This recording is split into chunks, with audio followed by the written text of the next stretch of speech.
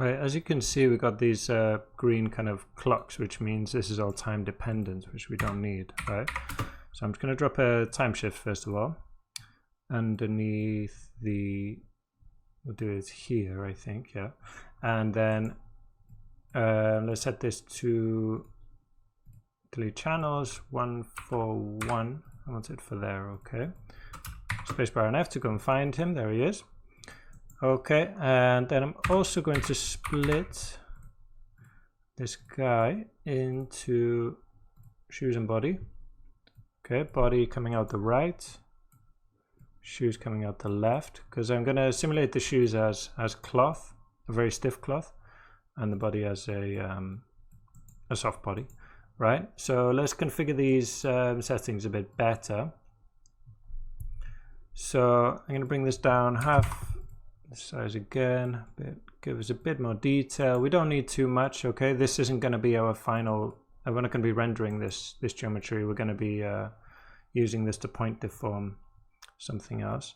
And then I'll push the iterations up a bit, 5, just to get something a bit cleaner, hopefully.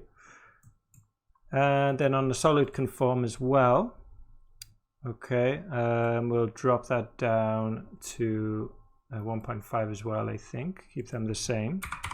0.015. That'll take a bit of time. If you watch there, you can see this calculating, but not too long. If we hit the clip there, you can see we've got a bit more detail there now. Okay, that's good. I also want, I'm going to bring this down. Just like before in the example, I'm going to, kind of group all my separate pieces of geometry and then, do the constraints all together in one thing. So the group, just call it Hunter.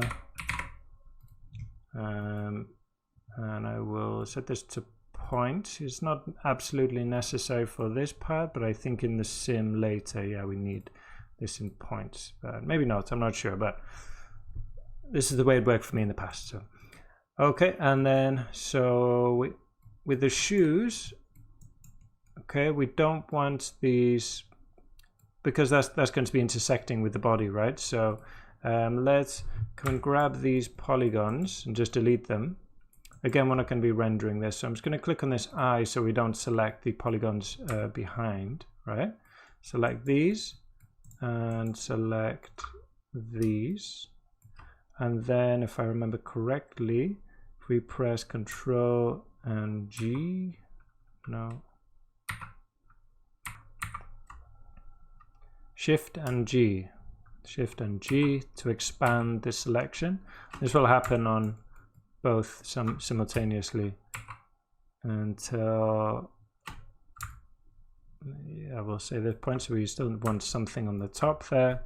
So Shift and G will expand them up to there, and then just delete them, a simple blast. Okay, I know it's not very procedural, but I don't think I'm going to be changing the geometry up here.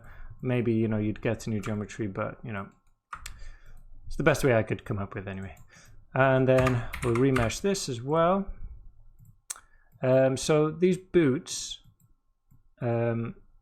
obviously boots are quite stiff, and for a stiff fabric in vellum, you need a very coarse geometry. Not coarse, but you don't want it to be highly subdivided. Okay, if you have lots of tiny, you might be trying to get lots of details with bringing this remesh down to a tiny edge length size, but it's just impossible to hold the kind of shape, the form of these objects when in vellum, right? To do kind of rigid bodies, you need to have a low number of polygons to do that.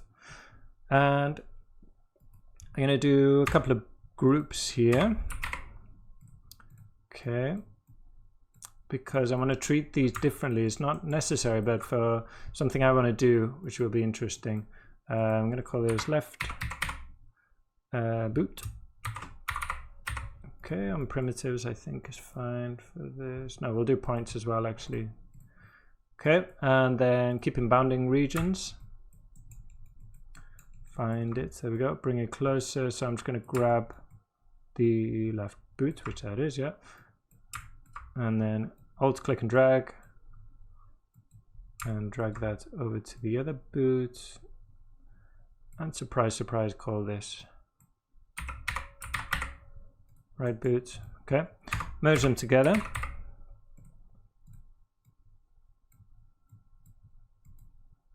Great, so we've got them mixed together. So again, yeah, we're not going to be rendering these boots. We'll be point deforming them. The original geometry, and the same with the body. Okay, so this now we need to set to the hunter. If we can get that group, set it to points, hunter. There we go, you can see them there. And then let's drop a cloth. Oh, actually, before I do that, let's I'm going to push this up all the way to the max, 10 times 1 with 10 zeros after it, whatever that is, I don't know, millions, billions. But basically very, very stiff, okay? You can see even with this, it's still going to bend and flex a lot, right? So yeah, I'm pushing that up as high as I can. And then for the boot, so let's drop a vellum configure cloth for that. Drop that in there. Oops. Okay, for the primitives, we want, for the group, again, the boot or left boot and right boot. Or if you want to be clever, you can just do that. That will grab both the boots. Okay. And then everything else pretty much at default. Let's see. I think the stretch stiffness is okay. Compression, we'll leave it as it is. Bend stiffness, definitely we want to change that. Again, push it up to the max. Okay. This is very important. I find value the bend stiffness. Okay, it has a massive effect on the look of your simulation, right? Cool. So let's see. Let's jump back into our solver and see what that gives us. Go to frame 140. We'll see we've got everything together here. One thing I'm going to do here, so this static object, you can see if we come into collisions and in the RBD solver, you can see the collision detection is use solver default. And with vellum, that's a surface, right? But I want to use the volume for this crocodile. So I'm going to delete all this because we don't need it. It's got a solver inside it, I think. I'm going to change this to use volume collisions. Okay, so it forces it to use the volume representation of this crocodile.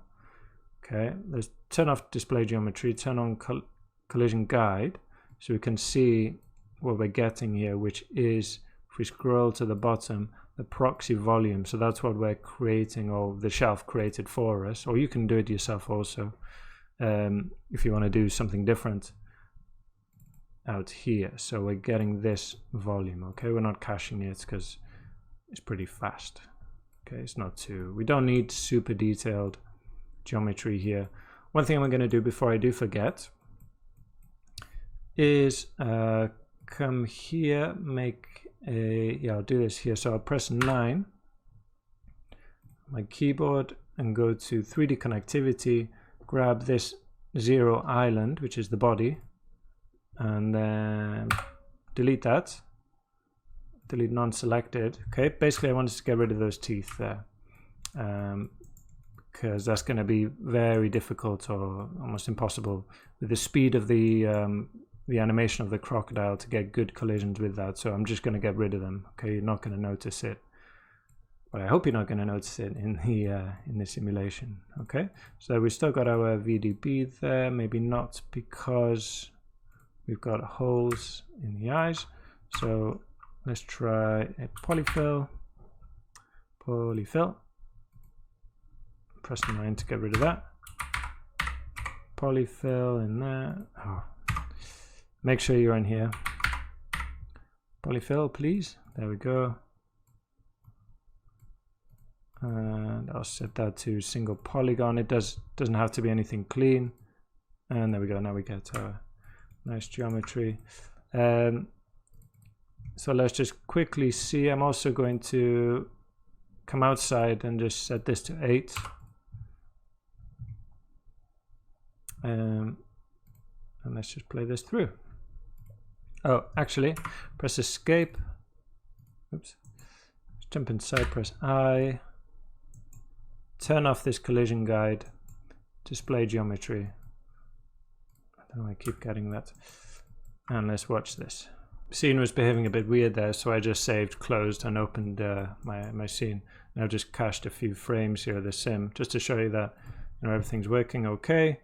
The collision is working fine. It doesn't look like we've got any parts of the body passing through the head of the crocodile.